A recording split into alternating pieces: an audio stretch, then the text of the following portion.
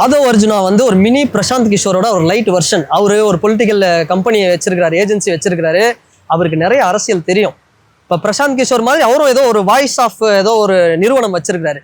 அதுல வந்து அவருக்கு எல்லா ஸ்ட்ராட்டஜியும் தெரியும். அதே மாதிரி அவர் எல்லா கட்சியிலையும் ஒர்க் பண்ணியிருக்காரு ஆதவ் அர்ஜுனா அப்படிங்கிறவரு. இதை தாண்டி அந்த மனுஷனுக்கு கிரவுண்ட் ஒர்க் இறங்கி என்ன போல்டா பேசுறாருங்க. எனக்கு ஆதவ் அர்ஜுனா வந்து அவரையும் தளபதி இவங்க 2 பேர்லாம் பேசுறத பார்த்தா எப்படி தெரியுமா இருக்கு? இந்தியா மேட்ச் மாதிரி தான், இந்த ஐபிஎல் மாதிரி தான் இருக்கு.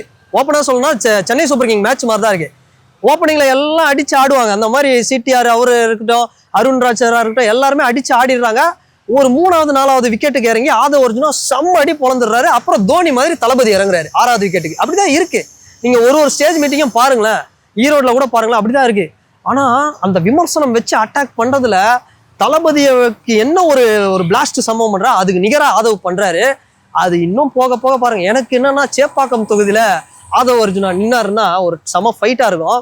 ஆனா அது எப்படின்னு தெரியல, நம்ம வெயிட் பண்ணி பார்க்கலாம்.